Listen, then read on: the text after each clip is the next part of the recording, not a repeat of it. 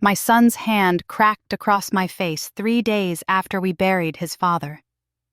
The sting wasn't just physical. It was the sound of everything I'd built crumbling in one moment.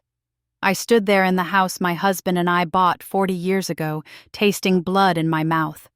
And my son looked at me with eyes colder than the Alaskan winter outside and said, "This isn't your home anymore. Get out." Before we continue, please tell us where you're watching from, so we know how far our stories reach, and subscribe to the channel to help us grow. I'm Beatrice Harris, 67 years old, and I never thought I'd be standing here telling you this story. But here we are. It started 2 weeks earlier. February in Anchorage hits different when you're grieving. My Raymond had been sick for months, lung cancer, the kind that doesn't ask permission. It just takes and takes until there's nothing left to take. We'd been married 43 years. High school sweethearts from Atlanta who moved to Alaska in 1982, chasing his pipeline job and a dream of something bigger. The funeral was on a Tuesday. Beautiful service at Mount Zion Baptist Church, the same church where we'd celebrated every milestone, every birthday, every anniversary, every Sunday for 4 decades. Pastor Williams gave a sermon about Raymond's legacy, about how he'd built a life from nothing, how he'd provided for his family, how he'd loved his wife and his son with everything he had. Jamal sat in the front row next to me, my only child, my baby boy, now 42 years old with graying temples and a wife who wore her designer clothes like armor. Tiffany sat on his other side, her face arranged in something that looked like sadness if you didn't know her well. But I knew her.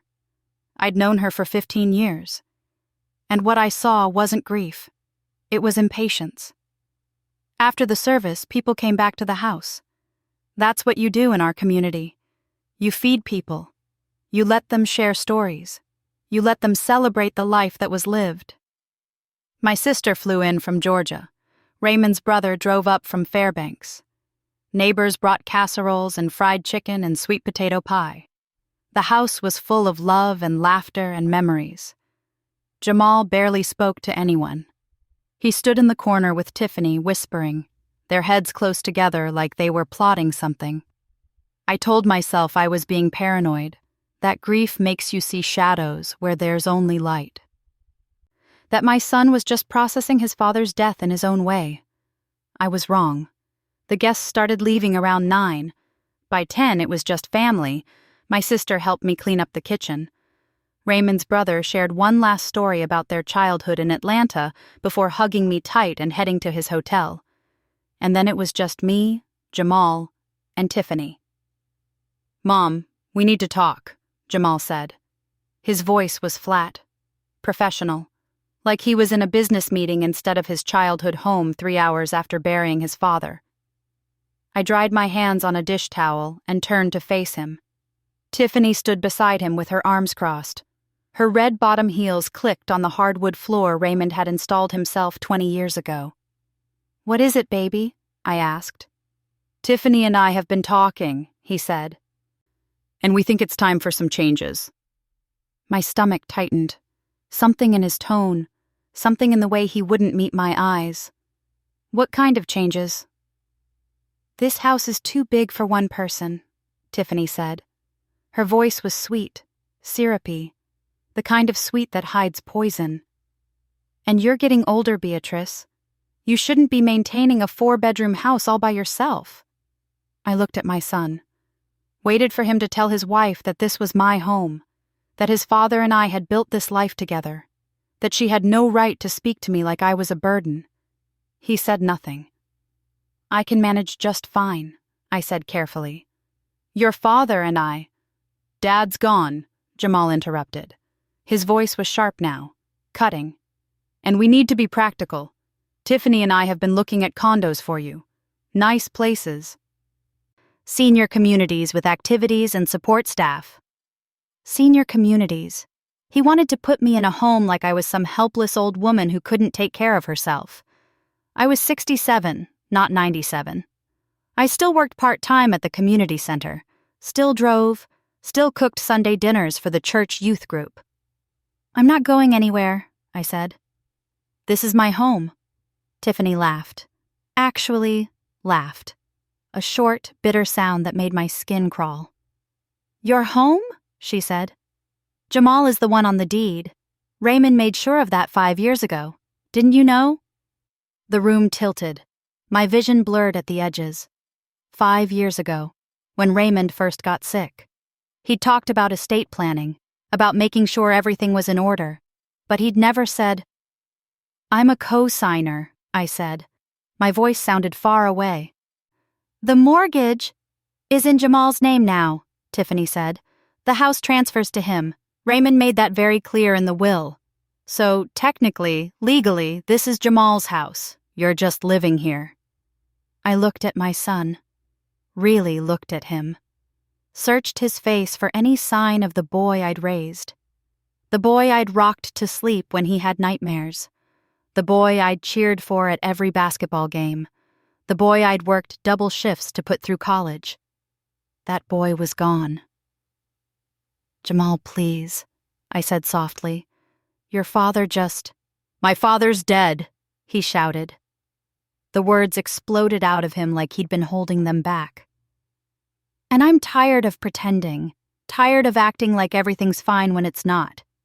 Do you know what it's been like, watching you two in this house, knowing that everything I wanted, everything I needed, went into maintaining this place?" "What are you talking about?" My voice shook. "We gave you everything." "You gave me scraps!" His face twisted with rage. Years of rage I'd never seen before. "Private school? I wanted to go to the academy in Juneau. But no, we couldn't afford it because of the house payment. College?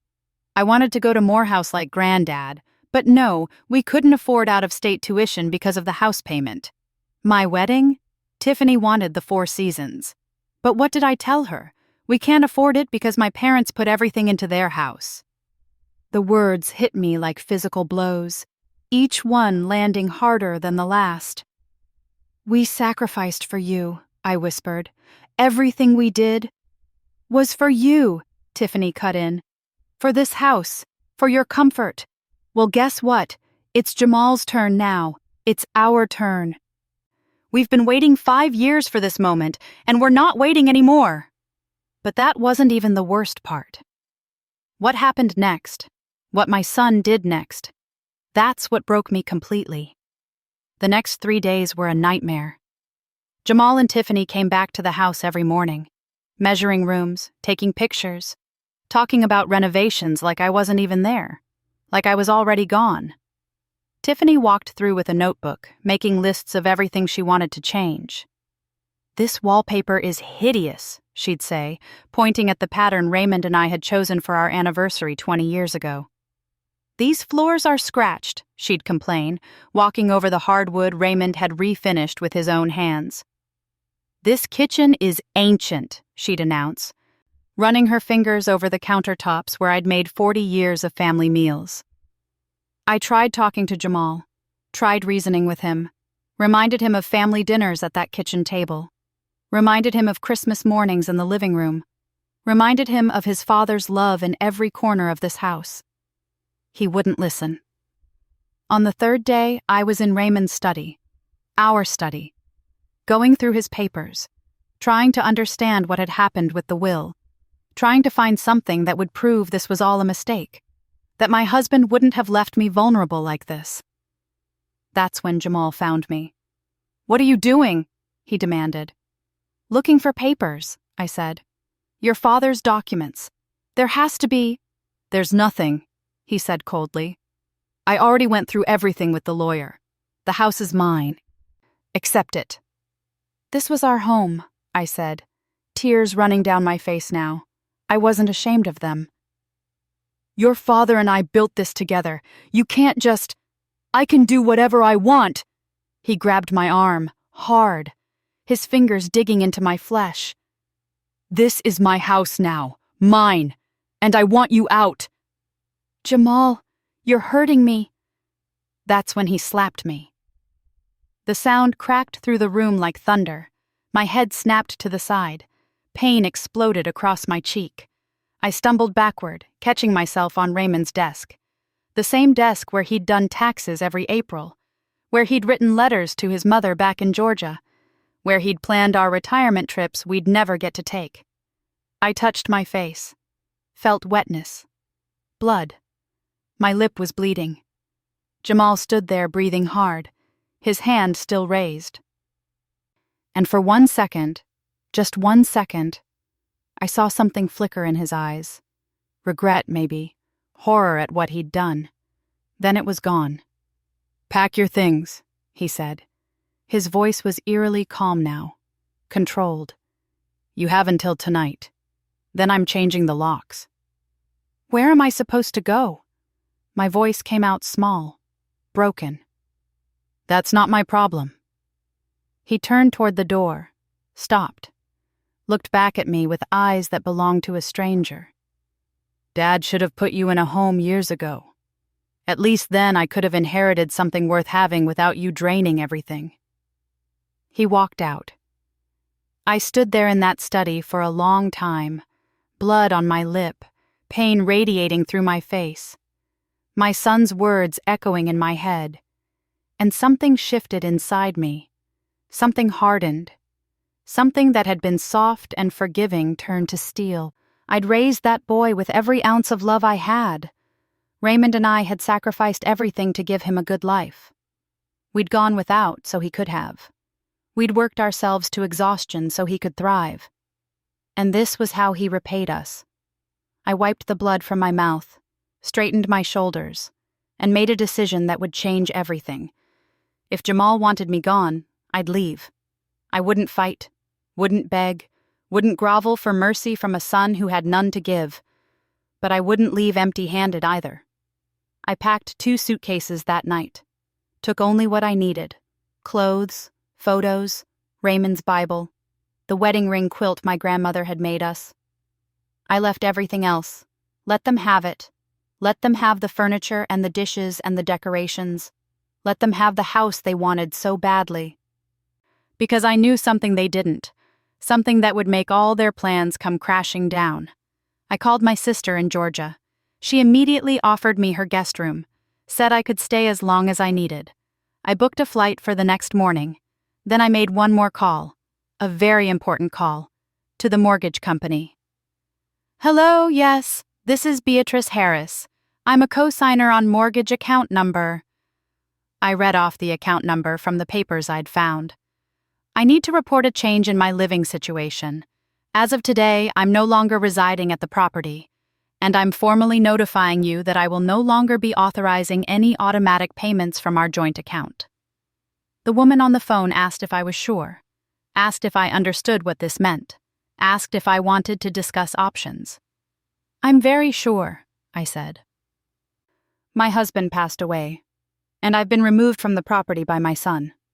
Since I'm no longer living there, I see no reason to continue co-signing payments on a house I can't live in." She processed the request, told me it would take effect immediately, told me that without my authorization, the automatic payments would stop, told me that Jamal would need to set up his own payment method or the account would go into default. "I understand," I said. "Thank you for your help." I hung up the phone, looked around the house one last time. 40 years of memories in every corner. 40 years of love and laughter and life. And then I walked out the door. Jamal found my note the next morning on the kitchen counter. It said, "You wanted me gone, I'm gone. The house is yours. Good luck." That's all.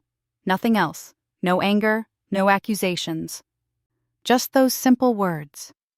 What I didn't write was what I'd done with the mortgage. That secret I kept to myself. I spent my first week in Georgia learning how to breathe again. Funny thing about abuse, you don't realize you've been holding your breath until you're finally safe enough to let it out. My sister Dorothy's guest room had yellow walls and white curtains that let in the morning sun. Nothing like the cold, dark Alaska mornings I'd left behind. Every morning I woke up without Jamal's voice in my head telling me I didn't belong. And every morning, that felt like a small victory. Dorothy didn't push me to talk about it at first. She'd just bring me sweet tea on the porch and sit beside me while I watched the Georgia pine trees sway in the breeze. But after 5 days, she finally asked the question I knew was coming. "What's your plan, Bea?" I sipped my tea, watched a cardinal land on the fence post. "I'm figuring it out." "You can stay here as long as you need," she said. "You know that. But I also know you. You're not the type to run away and hide." She was right. I wasn't. But I also wasn't ready to tell her everything. Not yet. Not until I knew how this would all play out. Back in Alaska, Jamal and Tiffany were living their dream. I knew because Tiffany posted everything on social media. My friend Gloria, the neighbor who'd brought sweet potato pie to Raymond's funeral, she kept me updated. Sent me screenshots of Tiffany's Instagram stories. There was Tiffany in my kitchen. "Starting renovations on our new home. Out with the old, in with the new." There was Jamal holding paint swatches. Choosing colors for the master bedroom. "Finally making this house ours." There was Tiffany again standing in my living room. "Can't wait to rip out this old carpet and put in marble floors. This place is about to be stunning." Each photo felt like a knife. But I didn't look away. I needed to see it. Needed to remember why I'd done what I'd done. Gloria called me on the 10th day. "Bea, you sitting down?" "I'm always sitting these days," I said. Tried to make it sound light. It didn't work. "They brought a dumpster," Gloria said. Her voice was tight with anger. "A huge one. They're throwing everything away. Your furniture, your dishes. I saw them toss out your wedding china, the set with the gold trim that you used every Thanksgiving." I closed my eyes, breathed through the pain. "It's just stuff." "It's your life," Gloria practically shouted. 40 years of your life they're throwing in a dumpster like it's garbage. "Bea, this isn't right. You need to do something. Get a lawyer. Fight back." "I am fighting back," I said quietly. "Just not the way they expect." "What does that mean?" "You'll see." The renovations moved fast. Too fast, actually. Jamal had hired an expensive contractor, the kind that charges premium rates for rush jobs. Gloria reported back every few days. New countertops, new appliances, custom built-ins. They were spending money like it was water. And that's exactly what I was counting on. Because here's what Jamal didn't know. Here's what Tiffany didn't understand when she stood in my house planning her palace.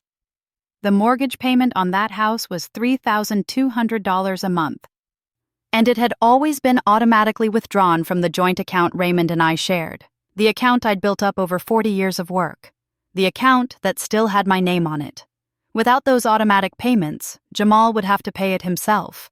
And based on his spending, I was betting he hadn't even noticed yet, hadn't checked the mortgage account, hadn't realized that the payment was now his responsibility. Men like Jamal, men who'd always had everything handed to them, they don't check the details. They just assume things will work. Until they don't. 3 weeks after I left Alaska, my phone rang. Unknown number. I almost didn't answer, but something told me to pick up. "Mrs. Harris?" A woman's voice. Professional. Careful. "Yes?" "This is Sandra Chen from..." She paused. I heard paper rustling. "I apologize, but I need to verify. Are you Beatrice Harris, co-signer on the mortgage for 2847 Birch Lane in Anchorage?" My heart started pounding. This was it. "Yes, that's me." "Mrs. Harris, I'm calling because the account is currently 60 days past due. We've sent multiple notices to the property address, but we haven't received any response. As a co-signer, you're equally responsible for..."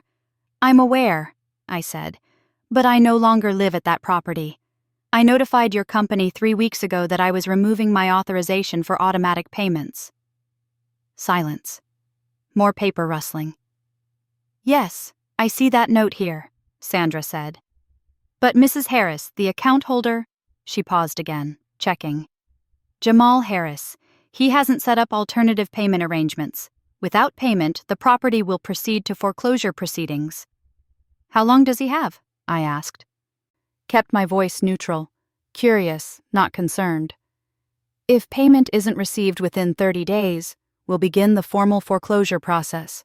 That includes public notices and potential sale of the property to recover the debt. I understand, I said. Thank you for letting me know. I hung up.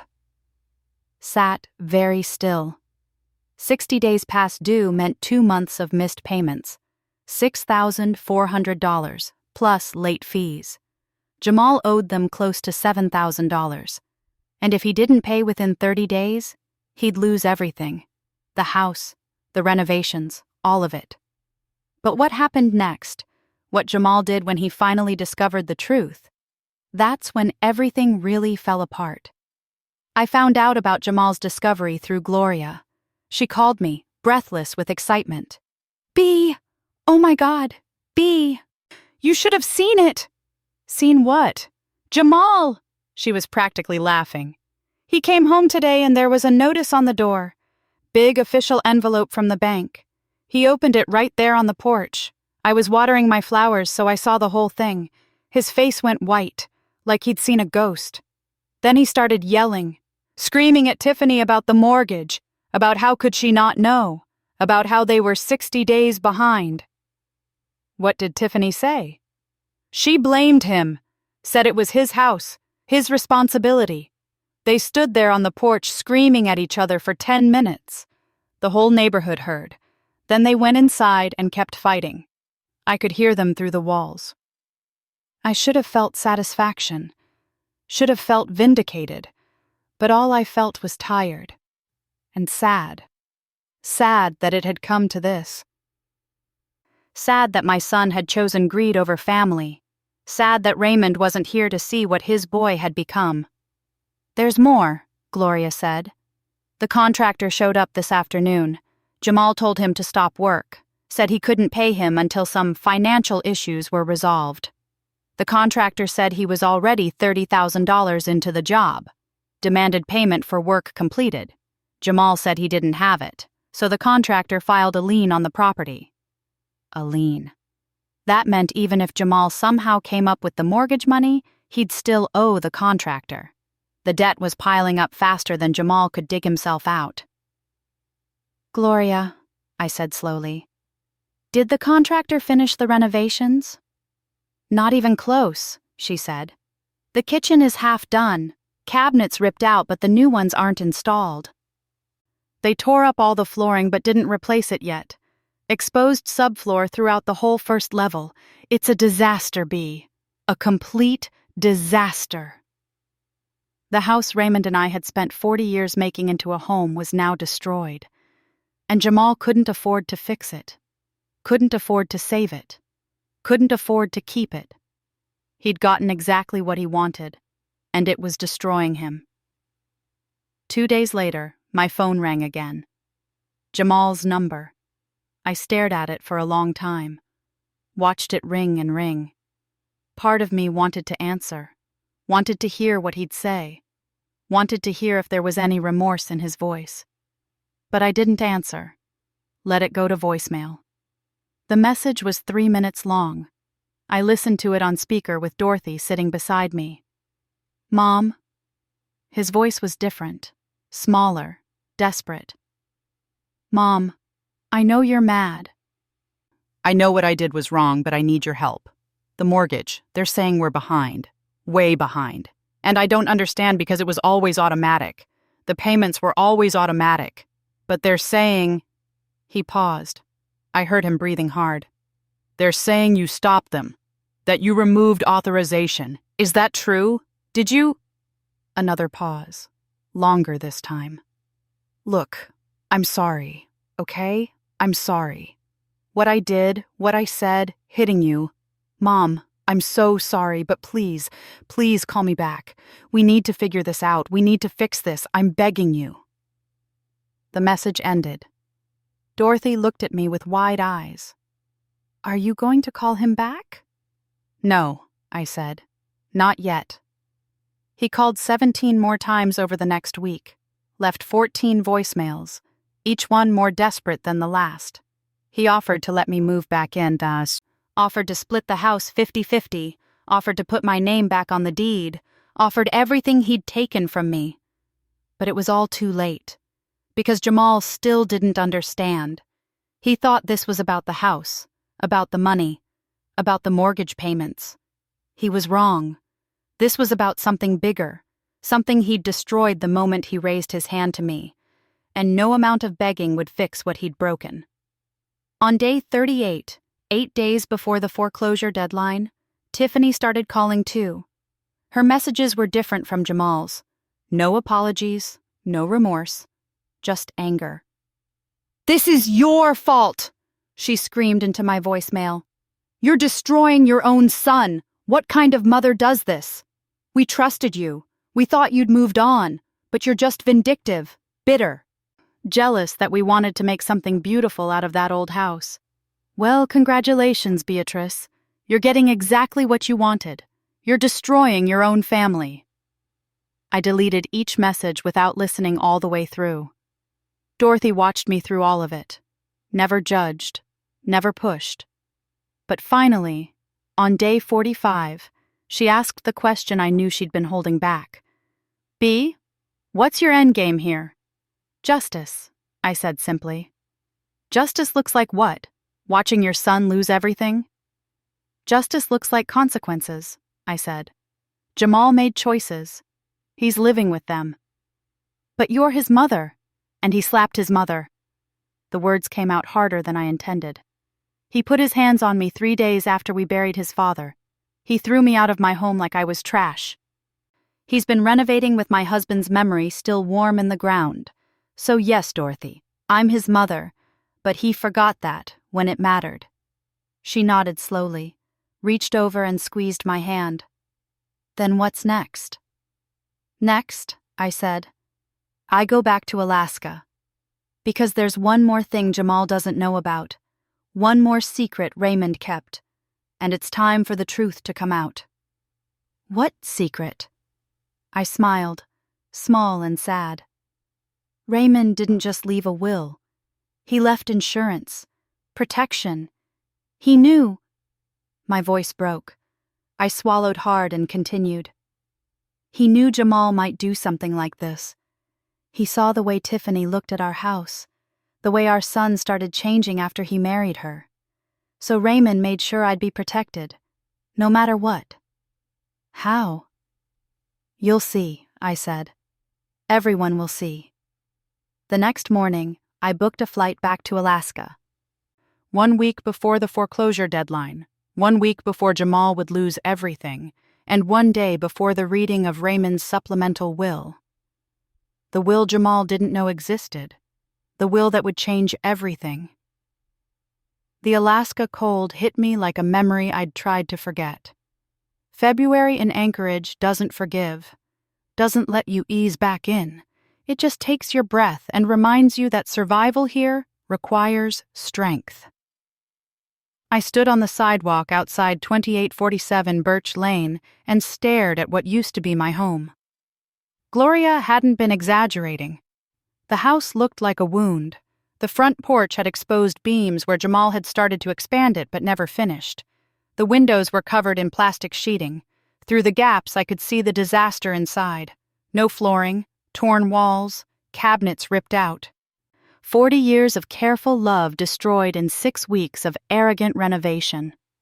It's worse in person, isn't it? Gloria appeared beside me, her breath misting in the cold air. She'd picked me up from the airport, insisted on it even though I'd told her I could manage. "It looks dead," I said quietly. "It is dead," Gloria said. "But you're not. Remember that." The meeting was scheduled for 2 o'clock at Reginald Fletcher's office, Raymond's attorney, our attorney for 30 years. Reginald had called me in Georgia 4 days ago, said there were matters we needed to discuss, important matters, matters that couldn't wait any longer. "Does Jamal know?" I'd asked. "He knows there's a meeting," Reginald had said carefully. "He doesn't know why, not yet." Now I sat in Reginald's waiting room at 155. The office smelled like leather and old books. Classical music played softly from hidden speakers. Everything was exactly as I remembered. Raymond used to joke that Reginald's office was frozen in 1987, that nothing ever changed here, that it was the one constant in an uncertain world. At 1:58, the door opened. Jamal walked in first. He looked terrible. His eyes were sunken and red-rimmed. His clothes hung on him like he'd lost weight. Behind him, Tiffany looked worse. Her designer armor was gone, replaced with jeans and a sweater, no makeup, hair pulled back in a messy ponytail. They saw me and stopped. For a long moment, nobody moved, nobody spoke. We just stared at each other across that waiting room like we were strangers, like we hadn't once been family. "Mom," Jamal finally said. His voice cracked on the word. "Jamal, I didn't know you'd be here." He took a step forward. Stopped when I didn't move. "I've been calling. Did you get my messages?" "I got them." "Then why didn't you—" He stopped, swallowed hard. "We need to talk. About the house. About the mortgage. Mom, I made a mistake. A huge mistake. But we can fix this. If you just—" "Mr. Harris." Reginald appeared in the doorway to his office. Tall, dignified, his gray hair perfectly combed, his suit perfectly pressed. "Mrs. Harris, Mrs. Tiffany Harris, please come in. We have a great deal to discuss." Reginald's office was exactly as I remembered. Dark wood desk, leather chairs, bookshelves lined with legal volumes. Behind his desk, a window looked out over downtown Anchorage, mountains in the distance, snow-covered and eternal. We sat, Jamal and Tiffany on one side, me on the other, Reginald behind his desk with a thick folder in front of him. "Thank you all for coming," Reginald began. He opened the folder, adjusted his glasses. "I've asked you here because there are matters regarding Raymond Harris's estate that require immediate attention." "We already went through the will," Jamal said. His voice had an edge now, desperation making him sharp. "The house was left to me. We settled all this 6 weeks ago." "You went through a will," Reginald corrected. "Raymond's primary will, the one that addressed the bulk of his estate. However," he pulled out a document, set it on the desk between us. "There is also a supplemental will, one that Raymond drafted 3 years ago and updated 6 months before his death. One that contains specific provisions regarding the property at 2847 Birch Lane." The room went silent. I could hear Tiffany breathing beside Jamal. Fast. Shallow. Panic breathing. "A supplemental will?" Jamal said slowly. "Why wasn't this mentioned before?" "Because the provisions of the supplemental will were conditional," Reginald explained. "They only activate under specific circumstances. Raymond was very clear about this. He hoped these circumstances would never occur, but—" Reginald looked at me. Something in his eyes. Sadness. Sympathy. "Unfortunately, they have." "What circumstances?" Tiffany demanded. "What are you talking about?" Reginald picked up the document, began reading in his careful, measured voice. "Supplemental Last Will and Testament of Raymond Marcus Harris, dated September 15th, 3 years ago, updated December 10th of last year. To be read only in the event that the following conditions are met. 1. That Beatrice Harris, my beloved wife, is removed from residence at 2847 Birch Lane against her will by any heir or beneficiary. 2. That said removal includes verbal abuse, physical abuse, or coercion of any kind. 3. That such actions occur within 6 months of my passing." Jamal's face went white. Tiffany grabbed his arm. "If all 3 conditions are met," Reginald continued, "then the provisions of the primary will regarding 2847 Birch Lane are hereby nullified. The property, in its entirety, transfers solely and completely to Beatrice Harris. No challenges, no contests, no exceptions." "That's not—" Jamal stood up. His chair scraped against the floor. "That's not possible. You can't just change a will after someone's dead. That's not how this works." "Sit down, Mr. Harris." Reginald's voice was steel beneath the politeness. "And let me finish." Jamal sat. His hands were shaking. "Raymond came to me 3 years ago," Reginald said, looking at Jamal now. "He was concerned about changes he was seeing in you, about the influence of—" He glanced at Tiffany. "Certain people, about the way you spoke about the house, about your mother. He told me that he feared, in the event of his death, you might do something rash, something cruel.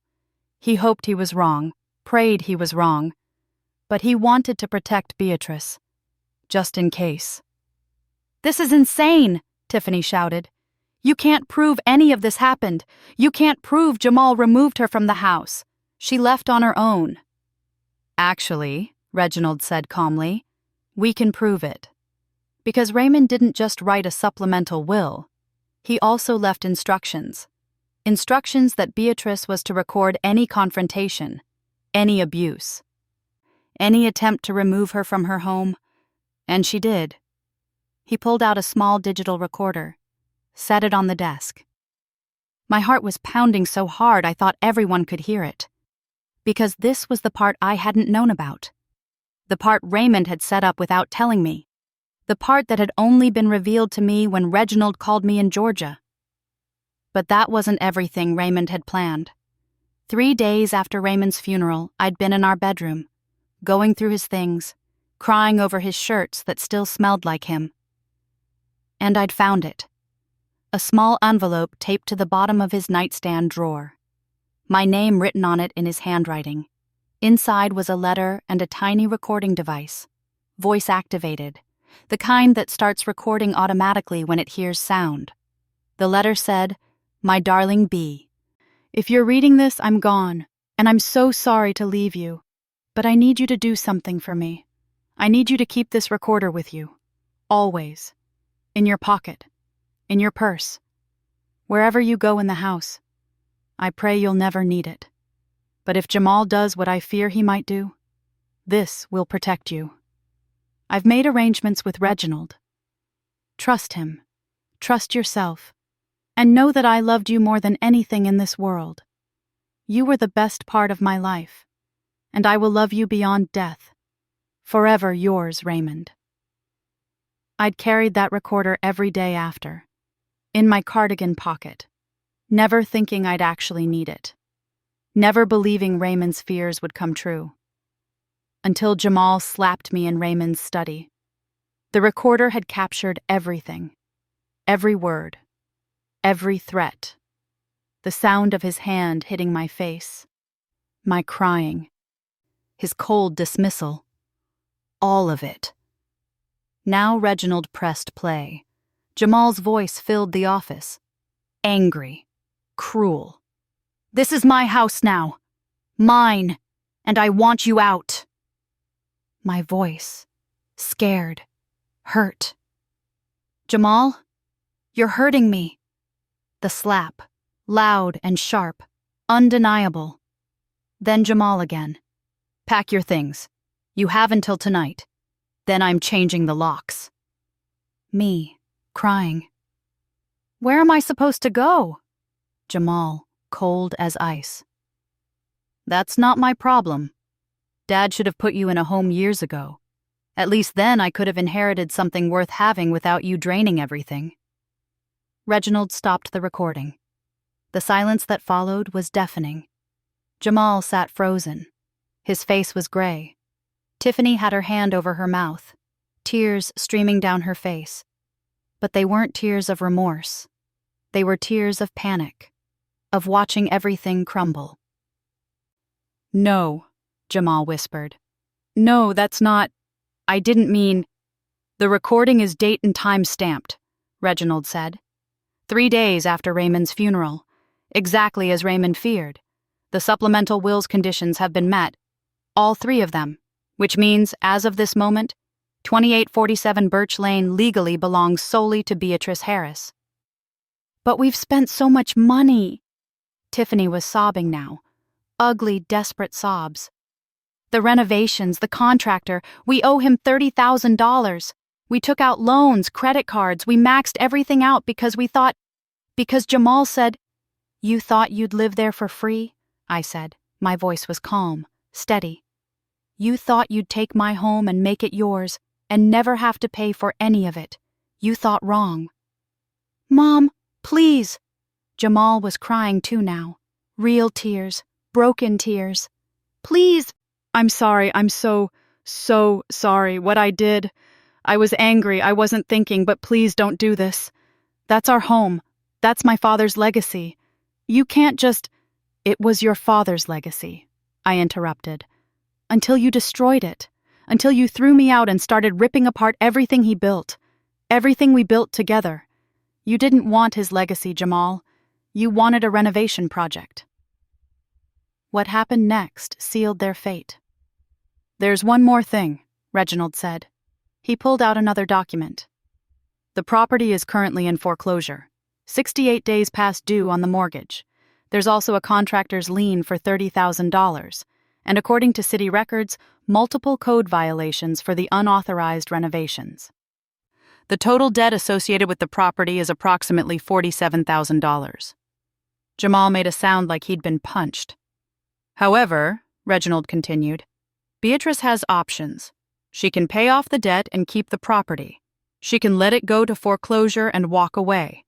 Or, he looked at me, she can sell it as is and recover what she can. I want to sell it, I said. I'd made this decision on the plane. Made it while looking at Gloria's photos of my destroyed home. I want it sold as fast as possible. I don't care about getting the best price. I just want it gone.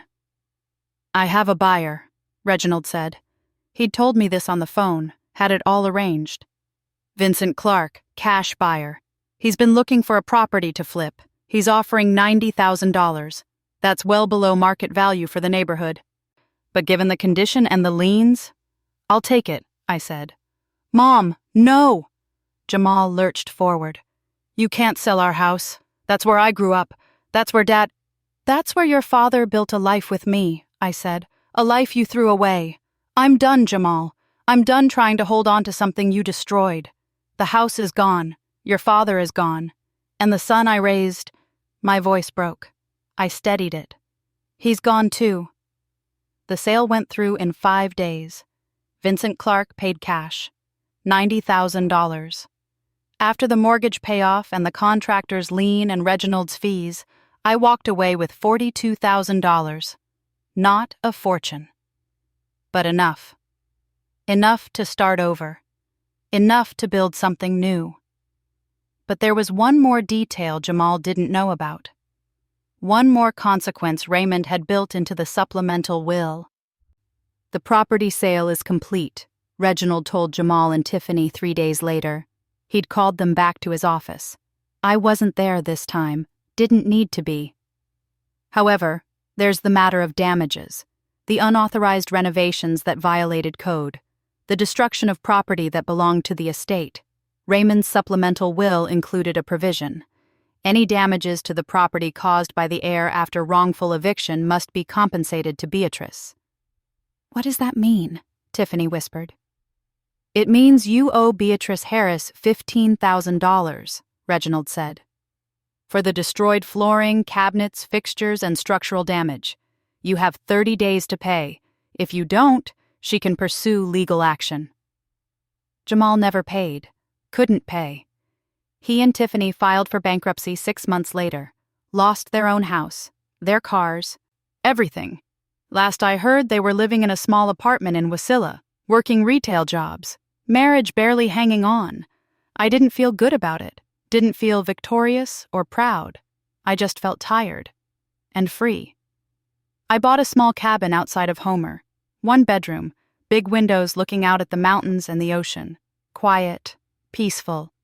So different from the house in Anchorage that had held so many memories, good and bad. I used the rest of the money to start a foundation, the Beatrice and Raymond Harris Foundation for Displaced Women. Small, local, but real. It helps women over 50 who've been forced from their homes by family members, gives them legal resources, temporary housing, support groups. Everything I wish I'd had but didn't need because Raymond had planned ahead. Gloria visits sometimes. We drink tea on my porch and watch the eagles fly over Kachemak Bay.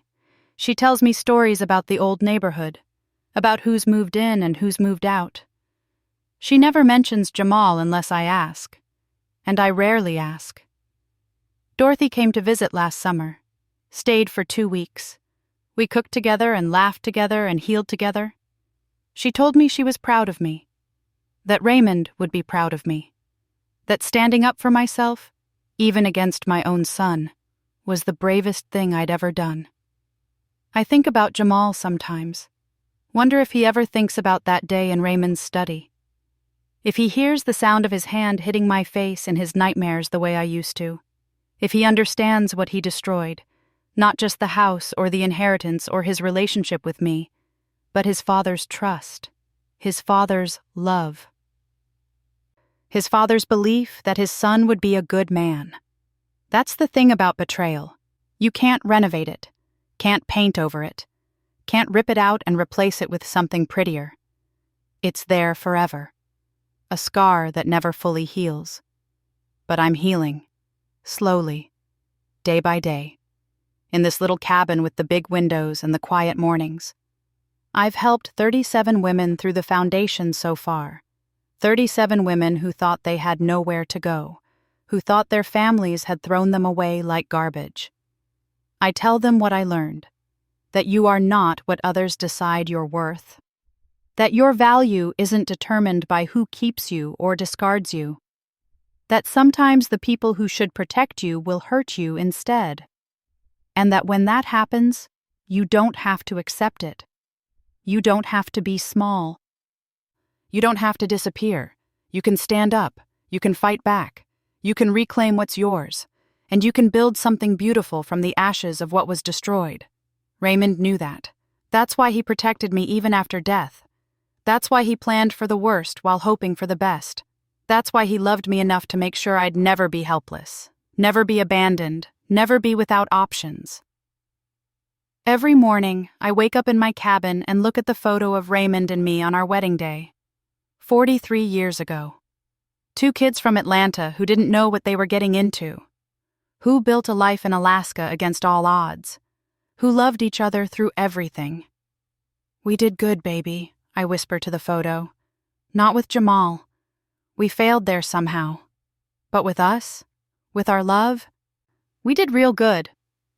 The sun rises over the mountains. A new day, a new chance, a new beginning. And I'm not running anymore. Not hiding, not shrinking. I'm just living. Free, strong, unbowed. Exactly the way Raymond always wanted me to be. That's the end of this story. If it touched your heart, please leave a like and subscribe. Have you experienced something similar? Share your story in the comments below.